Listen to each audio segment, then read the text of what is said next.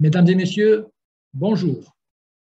Je suis Hichem Sedeni, administrateur directeur général délégué à BMC Capital Global Research. Je serai votre modérateur lors de cette présentation. Au tout début, et au nom de BMC Capital Bourse et de BMC Capital Global Research, je vous souhaite la bienvenue à notre dernière rencontre de cette année dans le cadre du cycle des webinaires 2022 que nous avons lancé au mois de janvier dernier.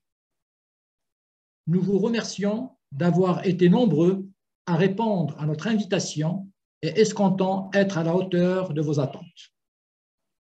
La thématique d'aujourd'hui porte sur notre appréciation de ce qui resterait en tant qu'opportunité d'investissement sur le marché action en 2023, notamment en ce temps de crise, et comment sélectionner les valeurs les plus à même de résister en cas de persistance du cycle baissier. Nous vous proposons de procéder suivant un déroulé classique avec en premier lieu une présentation du sujet avant de passer à une session de questions-réponses.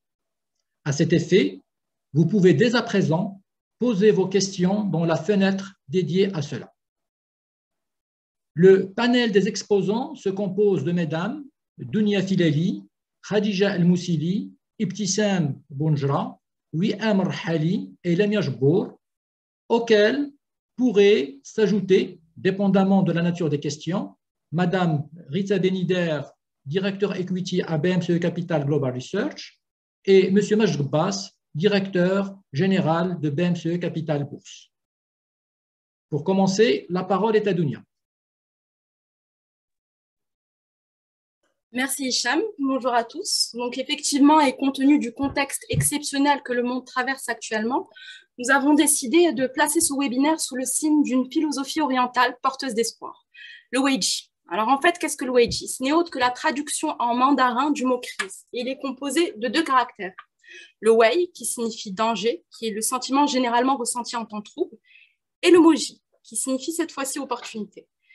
En effet, il suffit parfois d'élargir un peu son horizon pour se rendre compte que chaque crise est porteuse d'opportunités prêtes à être exploitées. Et c'est cet exercice qu'on a tenté d'effectuer dans le cadre de l'élaboration de ce webinaire, afin de nous rappeler que c'est dans les marchés baissiers que se construisent les performances futures.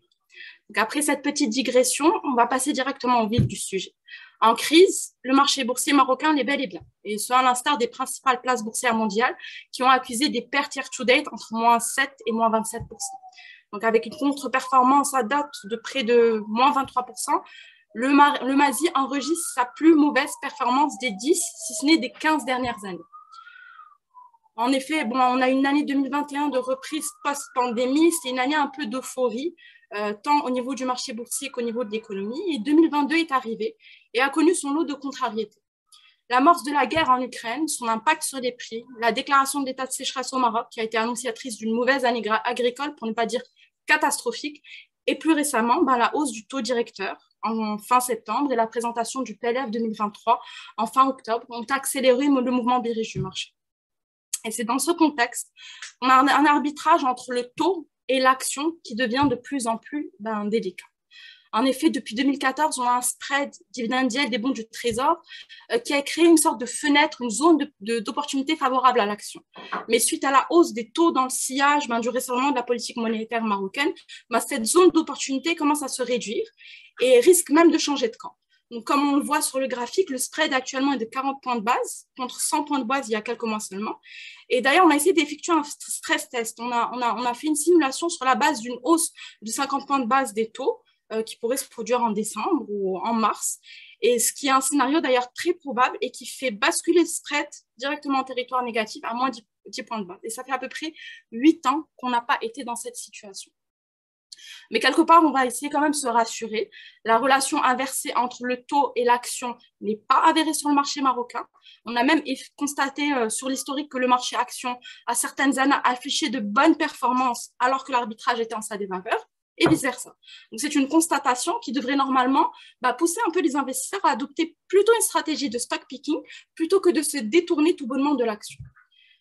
Et au final, compte tenu de ce contexte global, on est vraiment venu à se poser la question ou investir alors en temps de crise. C'est vrai qu'actuellement, tous les véhicules d'investissement présentent de sérieux inconvénients. On a le marché obligataire d'un côté, qui navigue actuellement à vue, en raison de l'incertitude concernant les prochaines décisions de Banque Maghreb en décembre et en mars. On a des investisseurs qui tablent effectivement sur une à plusieurs hausses du taux directeur dans les mois à venir, et ça devrait au final engendrer une baisse de la valorisation des portefeuilles obligataires. Et même si le rendement de cet instrument des obligations serait en hausse, il serait loin d'être suffisant pour compenser en fait une inflation qui a atteint des niveaux historiques. Bon, il reste toujours son atout principal, c'est son risque faible et ses revenus quand même relativement certains. Compte tenu justement du climat incertain, on pourrait penser peut-être que la position cash, cette fois-ci, est une alternative neutre qui permettrait d'atteindre une meilleure visibilité avant de se positionner. On se dit que si elle ne génère pas de rendement, au moins, elle va permettre de ne pas accuser de perte quelque part. Mais malheureusement, ce n'est pas le cas en situation de forte inflation comme on la connaît aujourd'hui, comme ce qui se passe aujourd'hui, parce que le capital, au final dormant, finalement par s'éroder de lui-même. Et au final, cette stratégie qu'on pourrait préconiser en temps de crise, de wait and see, finalement pêche par son excès de présence et engendre au final un manque à gagner qui pourrait être évité par davantage de proactivité. En troisième position, on a le marché immobilier qui s'avère en général effectivement prisé par les investisseurs en contexte inflationniste. En général, l'investissement dans la pierre, dit-on, ne permet quelque part de protéger contre l'inflation. Mais d'un côté, on a une hausse des taux de façon générale qui va engendrer une augmentation des coûts de financement. Et d'un autre côté, les véhicules structurés qui permettent de rendre ce type d'actifs un peu plus liquides, notamment les OPCI, vont être de moins en moins attractifs compte tenu du changement de leur cadre fiscal dans le projet de loi de finances 2023, un cadre fiscal qui est moins attrayant qu'auparavant. Et bien sûr, enfin, il reste le marché action. Certes, on assiste, comme j'en ai parlé un peu plus tôt, à une fenêtre de la fenêtre d'opportunité, une fermeture de la fenêtre d'opportunité en termes d'arbitrage. Certes, je suis d'accord, la prime de risque est en hausse et elle devrait réduire mécaniquement le niveau de valorisation. Et oui, on a affaire à un marché fortement bearish. Mais qui dit marché baissier, dit point d'entrée avantageux. Et le plus difficile, en fait, au final, c'est de sélectionner ces valeurs qui vont offrir le meilleur potentiel au meilleur prix. Et c'est pour ça que je me permets encore de le répéter. C'est dans un marché baissier qu'on construit des performances futures. Bon, la question reste comment sélectionner ces valeurs, quels critères adopter pour effectuer un stack picking et comment transformer cette crise en opportunité. Bon, c'est à cet effet qu'on a pensé à une sorte de roue de l'investissement qui va nous permettre d'aller puiser les stratégies à même de satisfaire aux besoins de chaque type d'investisseur, dépendamment de sa perception et du contexte et des risques qui y sont associés. Donc, on a un mouvement justement et de ce mouvement de cette roue, 4 grandes stratégies émergent au final. La plus classique, d'abord, les super yields. C'est des valeurs qui offrent un dividend yield qui est supérieur à plus 100 points de base par rapport au bon du trésor. Ça permet d'être concurrentiel et axé finalement uniquement sur le rendement. On a en deuxième position les valeurs qu'on a appelées sustainable, en fait, qui sont caractérisées par leur stabilité. Ce sont des sociétés généralement leaders de leur marché qui offrent des produits ou des services de base généralement des services de base et généralement sont extrêmement défensifs ou peu ou pas exposés à la volatilité en termes de matières premières ou de devises. Et des valeurs qui font généralement preuve de résilience en période d'instabilité. En troisième position, on a les valeurs baptisées robustes. Cette fois-ci, elles sont définies par leur solidité en termes fondamentaux. Elles offrent un ROE qui est élevé. Elles sont dotées d'une structure bilancielle qui est saine. Certaines même ont également un fort pricing power et ont ainsi la capacité d'augmenter leur prix sans grand impact sur la demande pour leurs produits et leurs services. On est bien d'accord, c'est un atout de taille en période d'inflation. Enfin, les valeurs growth, auxquelles on a tendance à moins avoir recours en fait en temps de crise, mais qui restent essentielles dans la composition d'une stratégie équilibrée. C'est une prise de risque qui est mesurée, qui permet au final de booster le rendement d'un portefeuille. Donc, sur ce schéma, et suivant le schéma dont on vient de parler, on a catégorisé l'ensemble des valeurs en y ajoutant en plus une dimension recommandation, la recommandation BKG. Donc, pour les valeurs sustainable, robuste et growth, nous avons uniquement sélectionné des valeurs à accumuler et à acheter. Pour les valeurs supérieures, c'est une autre histoire. On a sélectionné un peu, on a élargi quelque part la sélection aux valeurs à conserver parce qu'au final, le plus important chez les supérieures, c'est leur composante rentabilité qui est élevée. Là, on voit sur le schéma, on peut constater que certaines valeurs font partie des deux catégories. C'est le cas des bancaires, Tijeri, BCP, qui sont par nature stables et robustes. On a encore d'autres valeurs comme des HPS, des Sotema, qui ont su avec le temps non seulement se construire une assise robuste, mais offrir en plus un réel potentiel de croissance qui nous permet de les classer également dans les groupes. Donc, après avoir présenté notre sélection, on y reviendra de façon un peu plus approfondie avec mes collaborateurs. Il reste une question. Comment allouer? Quelle est la stratégie d'allocation? Donc, la stratégie d'allocation la plus adéquate est selon nous celle qui s'appuie quelque part sur la théorie des cycles économiques. C'est le cycle économique qui se base en alternance sur la reprise, l'expansion, la récession et la crise au final. Bon, bien sûr, c'est sans prendre en considération les différentes typologies de la théorie économique, les croissances en B, W, L, etc. Mais bon, nous estimons que nous sommes actuellement dans un scénario qui se situe entre l'expansion, après une année 2020 très bien orientée, et la récession. Et en 2023, si la situation demeure inchangée, on table quelque part sur une translation vers un point entre le stade de récession à celui de crise. Et dans ce contexte, on préconise de construire une stratégie dotée d'abord d'une base solide, en effectuant une sélection sur des valeurs qu'on puise dans les valeurs robustes, sustainable, à hauteur de 85 à 90%. Puis on va y ajouter une composante de rendement, et on va saupoudrer de growth afin de booster, donner un petit boost au final au rendement total de notre stratégie, de notre portefeuille. Donc, cette formulation un peu fondamentalo-quantitative qu'on vient de présenter et qui a été mise en œuvre par nos soins, nous a conduit au final à vous proposer quand même 5 sociétés qui répondent parfaitement à la thématique abordée jusqu'alors, à savoir Tijeri Wafa Bank, Tapra, Marsa, HPS et La Belle Vie. Et mes collègues ici présents vont se faire une joie de vous les présenter davantage, dans le détail, dans ce qui suit. Mais avant, je rends l'antenne à Hicham pour la suite de la présentation.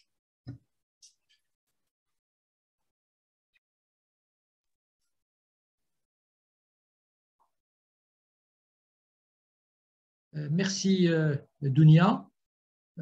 Alors, pour la suite des événements, je donne la parole à Khadija pour nous présenter la première valeur, Tijeri Wafa Bank.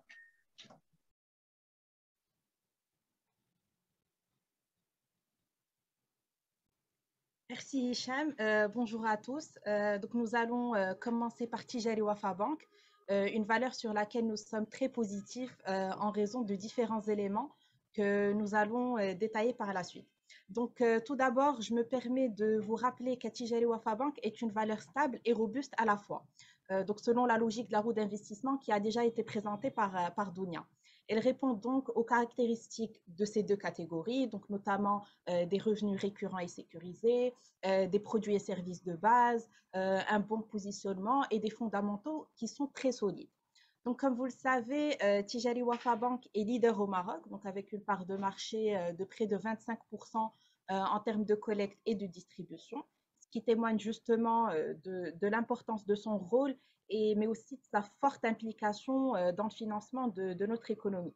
Et c'est un positionnement qui est soutenu aussi par des niveaux plutôt confortables en termes de ratio réglementaire, donc avec un ratio de solvabilité consolidé de 13% au S1 2022 et un Tier 1 de 11,1%, ce qui permet justement à la banque de dynamiser son activité commerciale mais aussi d'absorber les impacts des différents changements réglementaires et comptables qui peuvent affecter le secteur bancaire.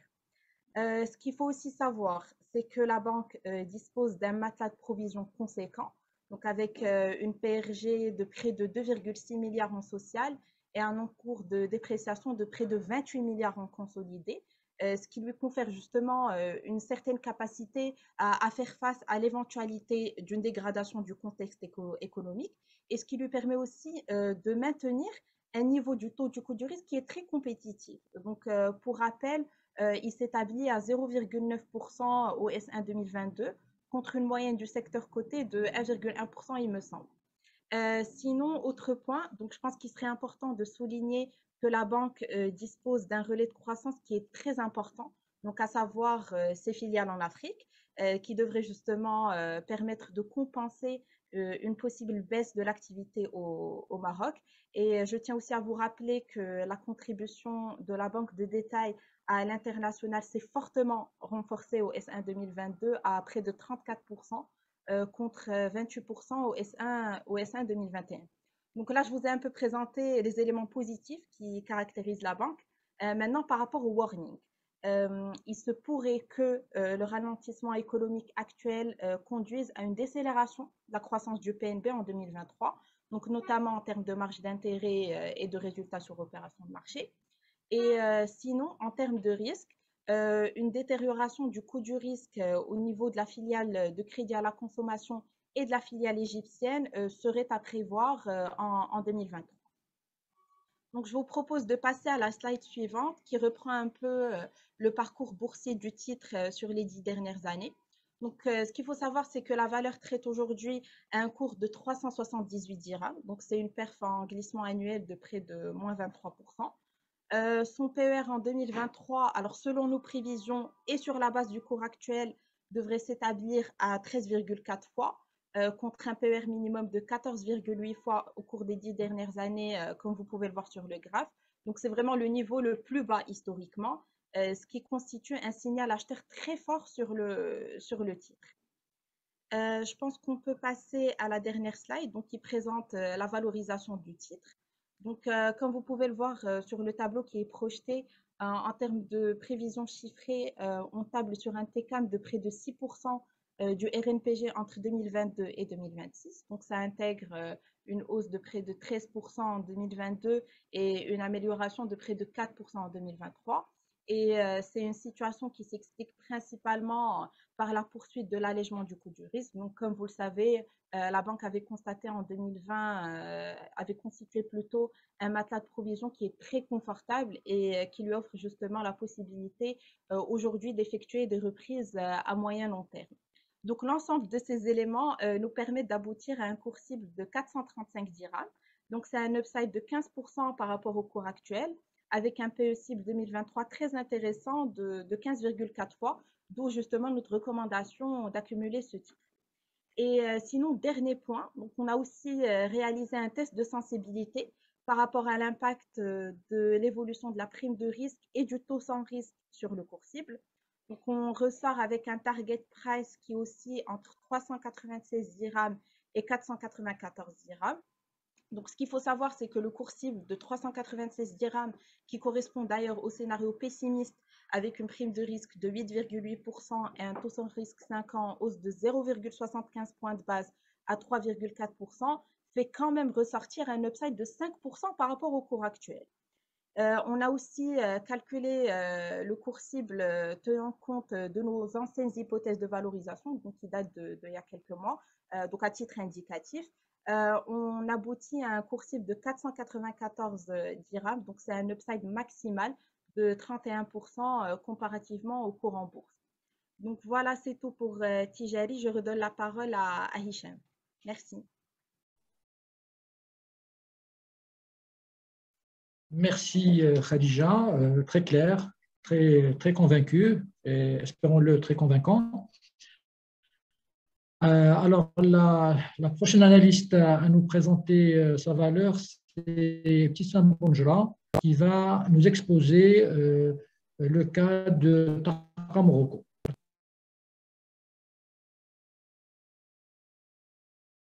Merci Hicham. Bonjour à tous. Alors, j'enchaîne sur Taqa Morocco, une valeur sur laquelle nous sommes aujourd'hui tout autant positifs au vu de plusieurs éléments.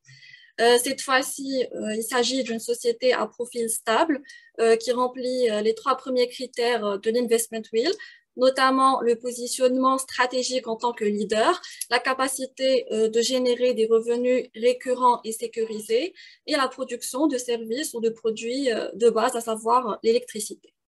Rappelons-le, Taqa Morocco est un acteur majeur du secteur énergétique et le principal producteur d'électricité au Maroc, qui couvre plus de 38% de la production électrique nationale, enfin à peu près 40%, à travers la plus grande centrale thermique à charbon de la région Afrique et du Moyen-Orient, qui est d'ailleurs classée parmi les meilleures au monde, comparativement à des centrales de taille équivalente, on va dire.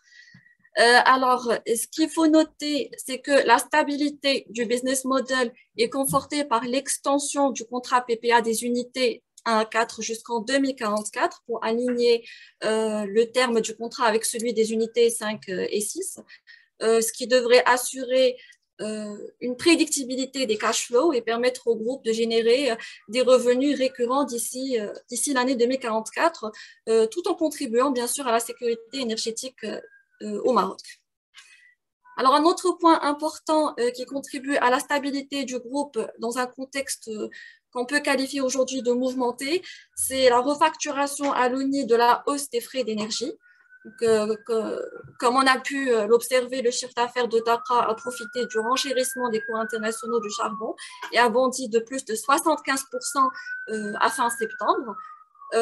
Pareil pour les risques fiscaux liés à l'éventualité d'une amélioration, plutôt d'une augmentation du taux d'imposition dans le cadre du PLF 2023. Il faut noter que toute hausse survenant dans ce sens devrait être refacturée à l'ONI en vertu du contrat de concession qui stipule un niveau de taxation stable à 35% pour TAQA 1 à 4 et de 31% pour TAQA 5 et 6. Alors, d'autre part, le groupe poursuit l'amélioration de son efficacité opérationnelle à travers ses engagements d'investissement pour moderniser et développer la centrale avec un calendrier préétabli de révision qui devrait permettre d'améliorer de façon continue le taux de disponibilité qui s'établit aujourd'hui à un niveau très élevé, dépassant 92%. Enfin, je souhaiterais aussi souligner que le groupe dispose d'un relais de croissance qui peut s'avérer important à moyen et long terme à travers son positionnement sur le mix énergétique. À noter que TAQA a remporté 5 lots solaires pour la production d'un potentiel de 96 MW d'énergie solaire sur les sites de Sidi Benno et Qalat Salarma. Alors, en termes de warning, on peut citer la possibilité de perte opérationnelle qui est liée à l'indexation des achats de charbon à l'indice API2, qui est capé à un montant de 6 millions de dirhams, si bien sûr le prix d'achat dépasse l'indice benchmark API2. Toujours dans le cadre des menaces, notons aussi que l'activité reste sensible au plan de maintenance et qu'une baisse des taux de disponibilité serait envisageable en cas d'arrêt lié aux travaux de maintenance. Alors, par rapport à nos prévisions, TAQA Morocco devrait enregistrer en 2022 un top line en bande de 55%, porté principalement par l'effet prix favorable lié à la progression du prix du charbon, couplé à une performance opérationnelle bien orientée de l'ensemble des unités, avec une amélioration anticipée du taux de disponibilité à 93,1% consécutivement à la non-récurrence de la révision majeure de l'unité 6 qui était survenue au T1 2021.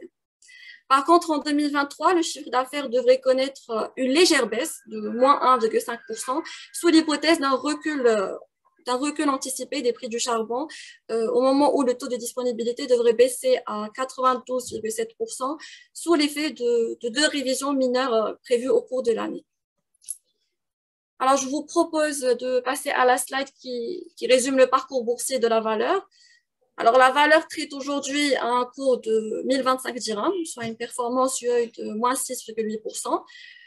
Son PER en 2023, selon nos prévisions et sur la base du cours actuel, devrait s'établir à 18,7 fois, contre un PER minimum de 12,6 fois et un maximum de 27,3 fois au cours des 8 dernières années. Donc, c'est un PER qui reste quand même inférieur à la médiane qui est de 20 fois. Alors, on passe maintenant à la slide reprenant la valorisation de TAQA. Alors, nous nous sommes basés sur la méthode d'actualisation des cash flows et avons retenu comme hypothèse une prime de risque de 8,8%, un taux sans risque de 3,14%, un TK du chiffre d'affaires de 6,6% sur l'année, plutôt sur la période 2022-2044, et une marge EBITDA moyenne de 44,8% sur la même période. Donc, au vu de tous ces éléments, nous recommandons d'accumuler le titre dans les portefeuilles avec un cours cible de 1251 dirhams et un upside de plus 22%. Enfin, avant de clôturer, nous avons aussi réalisé pour la valeur TAQA un test de sensibilité, toujours par rapport à l'impact de l'évolution de la prime de risque et du taux sans risque sur le cours cible. Donc, il en ressort un target price qui est aussi entre 1214 et 1390 dirhams. Donc, à noter que le cours cible de 1214 correspond au scénario pessimiste, intégrant une prime de risque de 8,8% et un taux sans risque 10 ans de 3,6%. Donc, c'est un scénario qui fait quand même ressortir un upside de 18% par rapport au cours actuel. Tenant compte d'une prime de risque de 8,1% cette fois-ci et d'un taux sans risque de 2,41%, nous aboutissons à un cours cible de 1390, soit un upside maximal de 35% comparativement au cours actuel en bourse. Donc voilà, ça sera tout pour la valeur Takra. Je redonne la parole à Hicham. Merci, Ibtissam. Alors, la prochaine intervenante va nous exposer son argumentaire sur HPS et c'est Lemia Joukour. À toi, Lemia.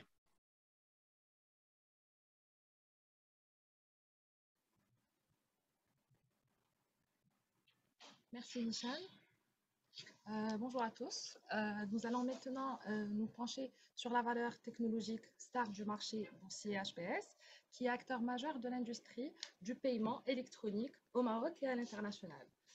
Donc, HPS est bien évidemment une valeur growth qui opère dans un secteur porteur et fait partie des titres orientés croissance en raison du potentiel d'évolution tant de son activité que de son aptitude à opérer des croissances externes, comme le dénote la hausse de prévue de son bénéfice par action qui dépasse les 10%. De plus, la valeur est également dotée d'une solidité financière lui permettant de financer sa croissance. Son positionnement est soutenu principalement par sa présence géographique dans plus de 90 pays, lui permettant de diversifier ses risques et de confirmer la progression de ses revenus récurrents et réguliers qui représentent 72% de son chiffre d'affaires à fin juin 2022.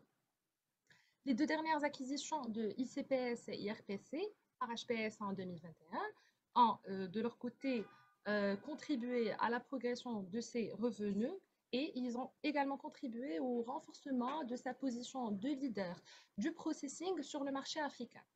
Par la voie de ces acquisitions, le groupe enrichit ses services à forte valeur ajoutée, un segment qui sera développé davantage en interne à travers la blockchain post-déploiement auprès de ses clients. On note que la technologie est toujours en phase de développement chez HPS, donc elle est toujours en phase de développement interne. En termes de recherche et développement, la société poursuit sa politique d'investissement qui porte essentiellement sur la concrétisation de la version 4 de sa plateforme des solutions PowerCart, qui est prévue pour le deuxième semestre de l'année en cours. La mobilisation d'une enveloppe de 66 millions de dirhams durant le premier semestre 2022 pour ces fins vient en progression de plus de 15% par rapport à la même période en 2021. Donc, on rajoute à cela que plusieurs nouveaux projets seraient également en cours de signature pour un montant global dépassant les 200 millions de dirhams et qui devrait permettre une forte amélioration du backlog à fin d'année 2022 selon le management. Si on passe au paiement mobile, HPS table sur l'accélération de l'adoption du paiement mobile au Maroc et en Afrique afin d'accélérer l'activité du switching et par conséquent l'activité du processing. Donc, sur la base de ces éléments, nous prévoyons un taux de croissance annuel moyen du bénéfice par action de 12% sur l'horizon 2022-2027. A contrario, les alertes à relever demeurent l'exposition au risque de change d'HPS et concernent également le dividend yield de la société qui reste le plus bas de son secteur logiciel et système d'information. Donc, on passe à la slide suivante pour traiter le volet boursier. Aujourd'hui, la valeur traite à un cours de 6 385, soit une performance en glissement annuel de moins 9%. Son PER en 2023, selon nos prévisions et sur la base du cours actuel, devrait s'établir à 31,1. Notons que le PER poursuit son trend baissier depuis le niveau le plus haut historiquement enregistré en 2021, qui était de 51,6 fois les bénéfices. Il faut noter, ce qui est à noter, c'est que le niveau historiquement élevé du PER enregistré est propre aux PER, aux valeurs technologiques, dans leur phase de croissance. On passe à présent à la slide suivante pour aborder la partie chiffrée et les prévisions chiffrées.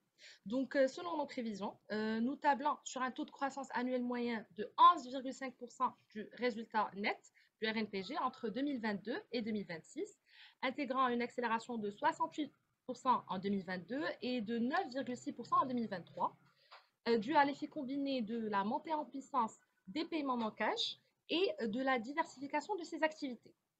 L'ensemble de ces éléments nous permettent ainsi d'aboutir à un cours cible de 7217 dirhams, soit un upside de 13% par rapport au cours actuel, on a dit qui est de 6385, d'où notre recommandation à accumuler ce titre.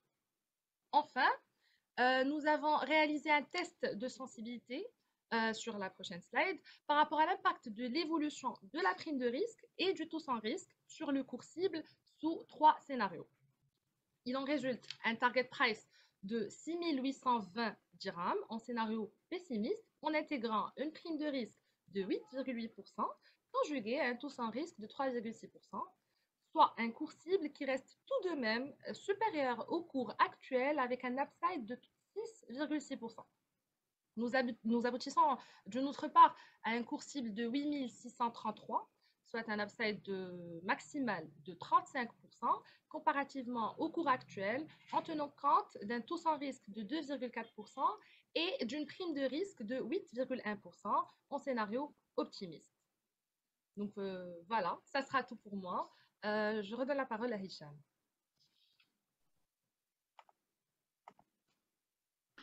Merci Lamia. Alors pour la valeur suivante, retour chez Ptissem qui va nous parler de Marsa Maroc. Merci.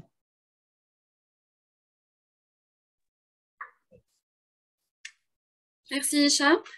Alors sans surprise, Marsa Maroc figure toujours parmi nos plus fortes convictions dans le portefeuille des industries, en raison notamment de la solidité et de la résilience de son business model, surtout dans une conjoncture qui est encore entourée d'incertitudes.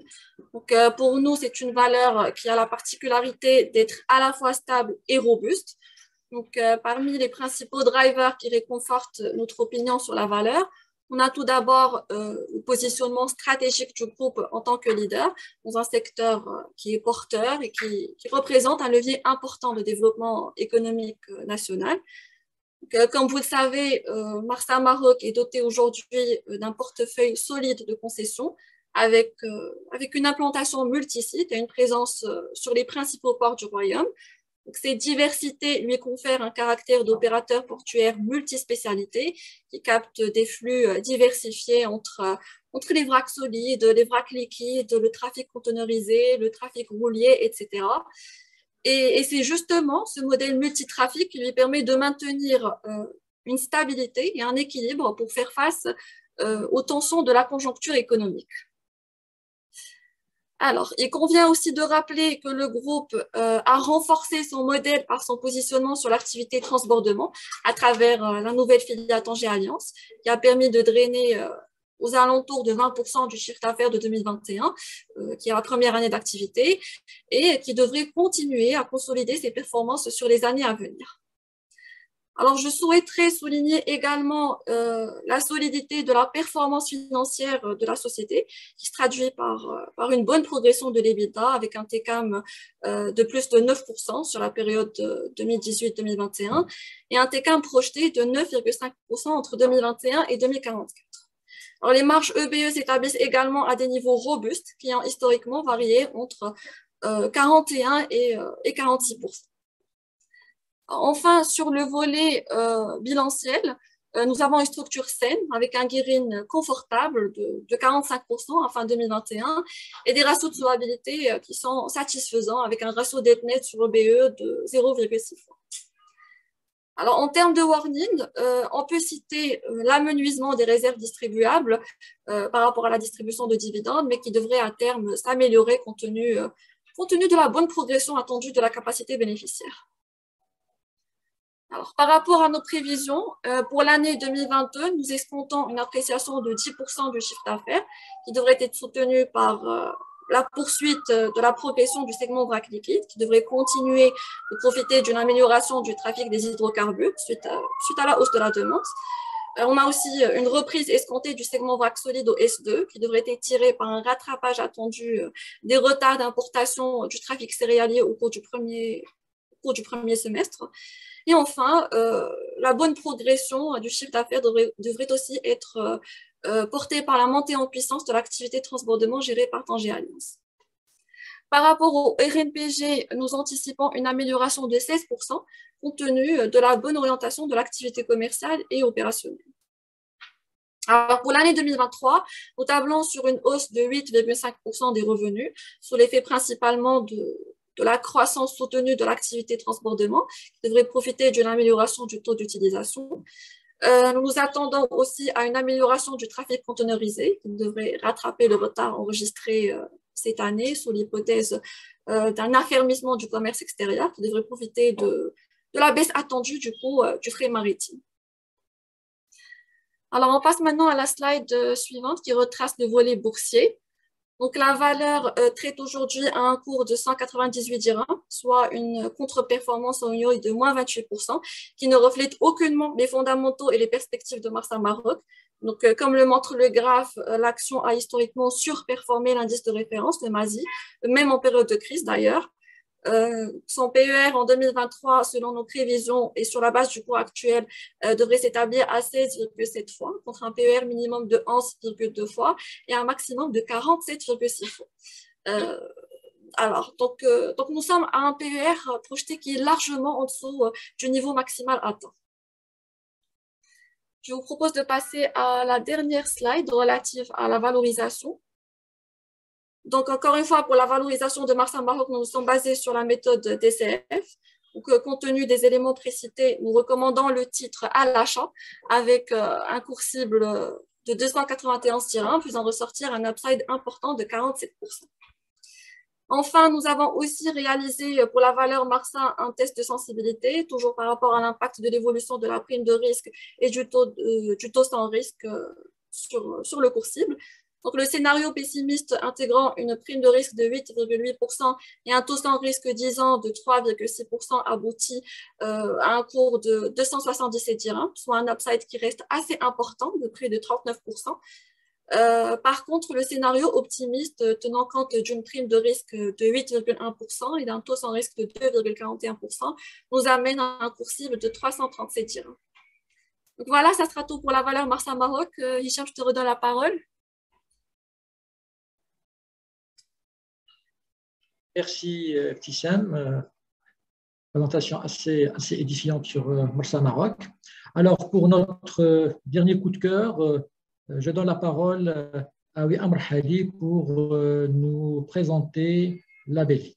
À toi la parole, Wiam. Bonjour à tous, merci Hicham. Alors maintenant, cap sur le secteur de la distribution alimentaire avec la BELVI, un acteur majeur, comme vous le savez, de la grande distribution, fort de son modèle multiformat et dont les perspectives ressortent positives, comme nous allons vous le présenter.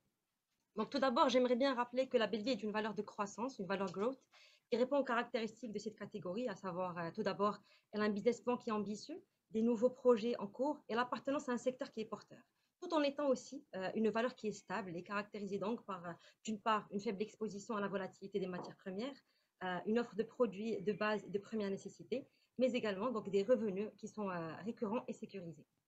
Alors, un premier facteur, comme vous le voyez dans le slide, que j'aimerais mettre en avant, donc c'est le fait que le groupe appartient à un secteur qui est porteur, qui se distingue tout d'abord par son potentiel important de développement compte tenu d'un taux de pénétration toujours faible et par un changement des habitudes de consommation des ménages vers la distribution moderne. Et c'est porté par deux éléments, à savoir d'abord une urbanisation qui est soutenue et une amélioration relative du niveau de vie. Ensuite, on appuie aussi le fait que l'opérateur a une stratégie de croissance organique qui est assez agressive avec un rythme soutenu d'ouverture annuelle. Donc, on prévoit au courant 2022 environ 18 nouveaux points de vente, dont 15 supermarchés, un hypermarché et 2 hypercash. Et pour l'année 2023, on table plus, ou ce qui est prévu, c'est 26 nouvelles ouvertures. Donc, ce dispositif-là tire sa force de la diversité de ses formats ou des formats de la Bellevue ou du groupe, à savoir des supérettes, des supermarchés, des hypermarchés, un cash and carry comme Atacadao, qui se superpose à une forte capillarité renforcée par une préemption anticipative d'emplacement de choix. Plus récemment, un élément sur lequel il faudrait aussi rebondir, c'est que le fait qu'après l'expérience Covid, le groupe s'est lancé en 2021 dans le e-commerce avec Bringo. Donc, en cherchant ou avec pour objectif à rattraper donc son retard donc, en la matière dans le e-commerce. Donc, pour financer cette dynamique, on a pu voir que l'opérateur poursuit l'externalisation de son patrimoine foncier, notamment par la création de l'OPCI Teramis, une opération qui vient compléter bien d'autres réalisées par le passé et matérialisées par notamment donc, des leasebacks et surtout par l'éclosion d'Aradé Capital. Alors, en parlant de cela, j'aimerais préciser qu'il faut noter que le partenariat avec Aradé est un atout fort pour la Bellevue, puisqu'il permet aux deux entités de profiter d'un certain effet d'osmose pour le lancement et la réussite des centres commerciaux qui sont développés par la foncière. Toujours dans ce même slide, un autre élément important, donc au volet bilanciel, la Bellevue, comme vous pouvez le voir, présente des indicateurs qui sont bien orientés, avec un ratio de dette nette sur EBE de 2,6, un ratio de charges d'intérêt sur EBE qui se stabilise aux alentours de 13%, donc à fin 2021. Le gearing, pour sa part, s'établit à 112% à fin 2021, mais on note toutefois, et c'est important de préciser, que le groupe serait complètement baqué au regard des titres de participation qui sont détenus dans plus de 3,2 milliards, sont dans le capital d'Aradé et de Teramis. Dans ce sillage, toujours en parlant de cela, un autre élément clé, c'est les fondamentaux de l'opérateur qui demeurent solides avec notamment donc, un TCAM du chiffre d'affaires qui est de 13% sur la période donc, de 2022 à 2025. Donc voilà, maintenant, ce qui concerne les warnings, il y a lieu de relever les difficultés du groupe à bien se positionner sur le segment du hard discount pour faire face à BIM, donc l'opérateur turc qui est pionnier sur ce segment. Un autre élément est plus globalement donc l'impact aussi du contexte inflationniste qui peut être durement ressenti par le pouvoir d'achat des ménages et ce qui pourrait éventuellement donc affecter le niveau du panier moyen. Alors passons maintenant à la slide suivante et pour aborder notamment les indicateurs boursiers du groupe. Alors, le cours du titre aujourd'hui s'établit à 4400 dirhams, soit une performance de moins 6%. Donc, selon nos prévisions toujours et sur la base du cours actuel, son PER en 2023 serait de l'ordre à peu près de 23, contre un PER médian qui serait de 26,4 et qui reste proche d'un PER min de 17,8 sur les 10 dernières années. Ce qui est très réconfortant et ce qui constitue une opportunité d'investissement fort intéressante donc, sur la valeur. Finalement, donc dernière slide pour la Bellevue et pour vous rapprocher plus du travail de valorisation qui a été effectué, compte tenu de tous ces éléments, nous aboutissons à un cours cible de 4 946 dirhams, soit un upside de 12% par rapport au cours actuel, induisant donc un PE cible 2023 de 25,9, d'où notre recommandation donc d'accumuler ce titre. Alors, concernant le test de sensibilité, donc, et comme ça a été fait pour les valeurs précédentes, le cours cible actuel de 4 946 dirhams correspond à une prime de risque de 8,8% et un taux sans risque de 3,14%. Alors que notre scénario pessimiste, tenant compte d'une prime de risque de 8,8% et d'un taux sans risque de 3,6%, ressort un target price de 4 666 dirhams, ce qui correspond quand même, et il faut mettre le point sur cela, à un upside de près de 6% comparativement au cours en bourse. Donc voilà, ce sera tout pour la Bellevue. Je redonne la parole à Hicham. Merci à OIM et à toute l'équipe pour cette présentation. Globalement, ce que j'en retiens, c'est que malgré les vicissitudes du moment qui sont marquées par les difficultés du contexte économique et par l'arbitrage en ballottage défavorable pour l'action, ce qui pèse lourdement sur les perspectives de la bourse, les possibilités de trouver des opportunités, notamment grâce au stock picking, ne manquent pas. Ceci étant, une rigueur dans la gymnastique de la sélection doit être absolument respectée. Maintenant, nos intervenants sont à votre entière disposition pour répondre à vos questions et interrogations. N'hésitez pas à nous les poser sur le chat. Je me charge de les porter à leur attention. Alors, déjà, je remarque qu'il y a un certain nombre de questions. Excellent. Alors, la toute première, si vous permettez, je pense qu'elle est pour Khadija. Il y en a deux dans cette question. Ne pensez-vous pas qu'un taux sans risque à 2,65 pour Tijari Wafa Bank est conservateur? et quel serait l'impact de la hausse des taux sur l'activité de marché sur le S2 pour, encore une fois, Tijari Wafa Bank. À toi, Khadija. Merci Hicham pour la question. Alors déjà pour le taux sans risque, donc ce qu'il faut savoir c'est que pour les bancaires et même pour les assurances, on retient un taux sans risque 5 ans. Donc 2,65 c'est un taux qui est quand même assez correct pour la valorisation d'une financière et qui est d'ailleurs en hausse de 0,5 points par rapport au taux sans risque de nos anciennes valos. Donc, on était à un taux de près de 2,2% et là on est à 2,65. Donc c'est quand même une hausse assez importante et qui est en ligne avec ce qui se passe au niveau macro. Alors sinon, pour la deuxième partie de la question, donc pour l'impact de la hausse du taux directeur sur le résultat sur opération de marché, donc effectivement, c'est un poste qui devrait afficher une baisse donc sur le S2 suite à la hausse du taux et c'est une hausse qui pourrait peut-être être compensée par la bonne tenue de l'activité de change, donc à laquelle on assiste aujourd'hui. Ce qu'il faut aussi savoir, c'est que ce recul a déjà été amorcé au S1 2022, donc en raison de l'impact négatif de l'augmentation des taux secondaires sur le portefeuille de trading des banques, et ça devrait effectivement se poursuivre sur le S2. Donc voilà. Merci, Khadija. Alors, puisque je t'ai avec moi, je te garde. J'ai peut-être, j'ai deux autres questions. Alors, la première, quel est l'impact de la très forte dévaluation de la livre égyptienne sur le résultat et sur la hausse des taux en Égypte? Encore une fois, ça concerne Tijari Wafa Bank.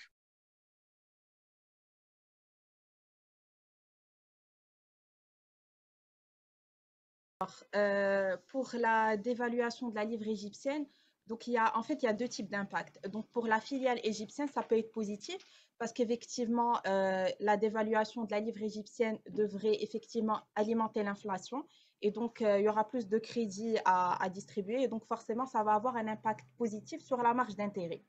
Après, pour le groupe, donc Tijari Wafa Bank, en termes de consolidation, la remontée de résultats devrait être moins importante. Donc, on peut considérer ça comme un impact négatif. Par contre, ce qu'il faut savoir, c'est que la contribution de la filiale égyptienne dans le RNPG du groupe est à peine de 4%. Donc, ça peut effectivement être compensé par les remontées de résultats des autres filiales. Donc, voilà. Merci Khadija. Alors, reste avec nous s'il te plaît. Alors, l'autre question, c'est sur le bêta de 0,65 pour Tijari Wafa Bank. Pourquoi ce niveau de bêta?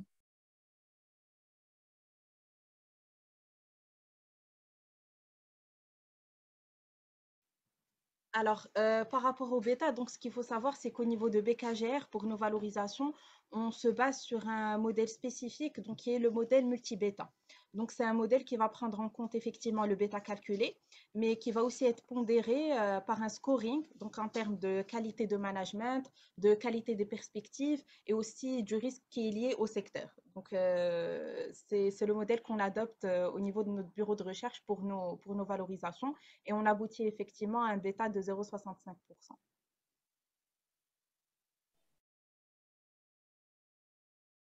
Merci Khadija.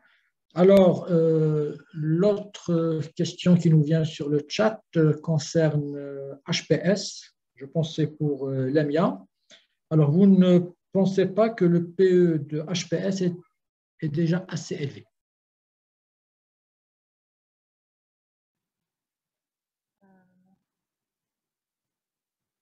Merci Hicham pour la question. Donc, ce qu'on peut noter, c'est que HPS a toujours traité à des niveaux de PER assez élevés. On note des niveaux, on est sur des niveaux qui dépassent les 20 fois les bénéfices à partir de l'exercice 2019. Et il faut aussi garder en tête que c'est une particularité des sociétés technologiques. Donc, et de plus, le niveau le plus élevé qui a déjà été enregistré en 2021, qui a été précédemment mentionné par nos soins, et le plus haut niveau historiquement enregistré. Donc, on garde aussi en tête que même à ces niveaux de cours, la société présente toujours des perspectives de croissance de BPA qui dépassent les 10% et une croissance prévisionnelle du bénéfice par action toujours sur l'horizon 2022-2027 qui dépasse les 12%. Donc, nous sommes convaincus que c'est une valeur growth avec un potentiel de croissance toujours assez important. Voilà, merci Lamia pour cette réponse. Alors la question suivante, elle est pour Dunia. Pouvez-vous nous expliquer davantage le graphe des PE que vous avez présenté pour chaque valeur? Oui, bien sûr, Hicham. Alors, en fait, on a décidé d'adopter en fait un plus grand focal, une sorte de zoom pour analyser le PER. Alors, pour nous, justement, la notion de PER absolu n'est pas aussi significative que ce qu'on pourrait qualifié de PER relatif, parce que le PER relatif prend en considération toutes les caractéristiques qui sont propres à une valeur. Donc, on a procédé au final au calcul du PER par valeur en se basant sur le CMPC, sur le CMP, excusez-moi, pour davantage de précision, et ce, sur un historique de 10 ans.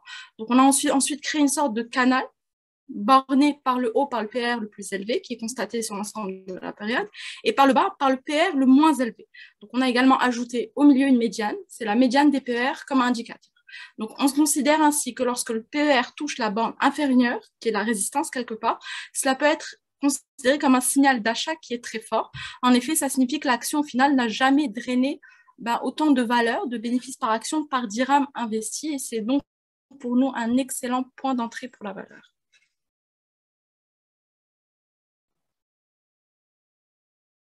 Merci Dunia, merci pour ces explications. Alors la question suivante, elle est pour Tissem. Comment expliquez-vous la forte croissance de l'EBE de Takamoroko dans votre business plan?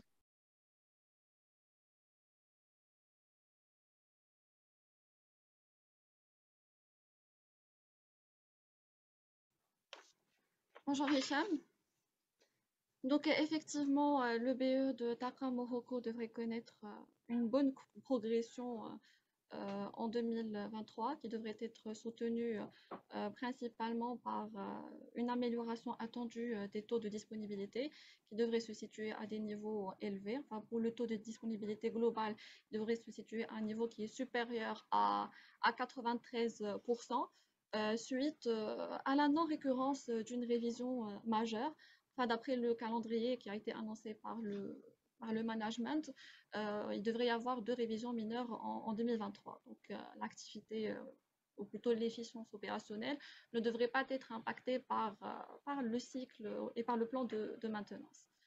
On peut citer aussi l'amélioration des coûts d'exploitation. Donc, si on neutralise l'effet charbon et l'effet dollar, la progression de l'EBE serait principalement attribuable à l'amélioration des taux de disponibilité et à l'optimisation des coûts d'exploitation.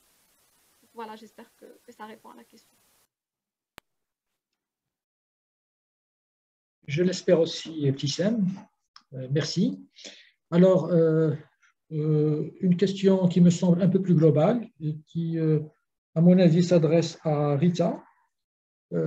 Quel devrait être l'impact des nouvelles contraintes fiscales prévues dans le cadre du PLF 2023 sur l'évolution des agrégats des sociétés cotées?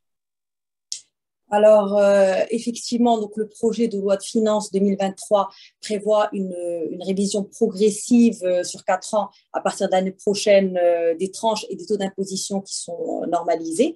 Alors, ce qu'il faut savoir, c'est que les sociétés dont le résultat net est inférieur à 100 millions de dirhams, donc il y a une baisse de taux d'imposition.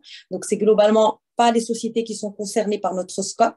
On a une hausse qui est prévue à 35% contre 31% pour les sociétés qui ont un RN qui est supérieur à 100 millions de dirhams. Donc là, effectivement, c'est principalement les sociétés de notre scope, à l'exception d'une ou deux valeurs. Et on a également une augmentation à 40% qui est une augmentation à 40% du taux d'imposition de tout ce qui est établissement de crédit et organismes assimilés, et également compagnies d'assurance et des réassurances. Donc là, également, ça impacte les sociétés cotées de ces secteurs-là. là. Donc, sur une base linéaire, sur un étalement de 4 ans, donc on a estimé une enveloppe d'IS qui devrait être additionnelle, donc qui se monte à peu près à plus de 400 millions de dirhams, en tout cas en impact sur 2023. Donc, ça a impacté effectivement la croissance de la capacité bénéficiaire en 2023 de 2 points, c'est-à-dire au lieu de progresser de 18 points, puisqu'effectivement, on rappelle qu'il y a un effet de base qui est lié à la provision de Maroc Télécom, donc on devrait avoir une progression de 16% au lieu de 18%. Par contre, la bonne nouvelle, c'est pour les sociétés, enfin pour les investisseurs, ils devraient profiter d'une baisse progressive du taux d'imposition des dividendes à 10% contre 15% initialement, et ceci à horizon 2023. Voilà, j'espère que ça a répondu à la question.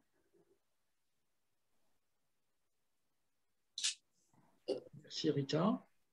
Alors la question suivante concerne une valeur que nous n'avons pas traitée, que nous n'avons pas proposée à nos clients. Alors, elle concerne Sonacid. La question dit, vous êtes sorti récemment avec un papier positif sur Sonacid. Pourquoi ne l'avez-vous pas inclus dans votre sélection de valeurs? La question, je pense, elle est pour Wim qui couvre le titre Sonacid.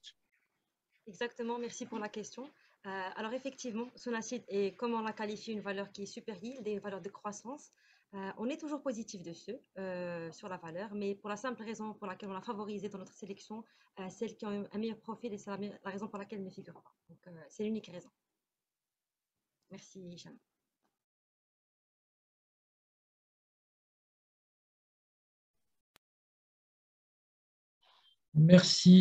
Merci Wim, merci pour cette réponse. Alors, je pense que nous avons encore une question. Elle est pour Dounia. Alors, nous aurions plutôt envisagé une stratégie d'investissement uniquement orientée sur le dividende. Ne serait-elle pas plus cohérente avec le contexte actuel? Alors, bon, effectivement, c'est une question tout à fait légitime à poser. Mais une stratégie à critères uniques ne serait pas optimale quelque part et elle ne permettrait pas de composer un portefeuille équilibré. Elle ne permet pas de profiter du potentiel de reprise des valeurs, qui n'offrent peut-être pas de dividende yield, mais qui présentent un niveau de valorisation un peu plus intéressant. Ça, c'est pour la première raison. La deuxième raison, c'est qu'il n'y a actuellement que 4-5 valeurs qui offrent un rendement suffisamment élevé pour être attractifs face aux obligations. Et je parle là, bien sûr, de valeurs qui ont un minimum de liquidité. Voilà, j'espère avoir répondu à la question. Je te redonne la parole, Hicham. Mesdames et messieurs, le temps consacré à ce webinaire arrive malheureusement à sa fin. Nous vous remercions vivement de votre attention. Que nos intervenants soient également remerciés. Ils restent bien évidemment disponibles pour vous répondre, pour répondre à toute doléance et requête de votre part. Je vous invite à visiter notre site internet bmcecapital.com et bmcecapitalbourse.com. Sinon, notre plateforme, la plateforme de notre bureau de recherche, est accessible sur bmcecapitalglobalresearch.com. Et au prochain webinaire pour le prochain cycle qui débutera, Inch'Allah, en 2023. Merci et à 2023, Inch'Allah.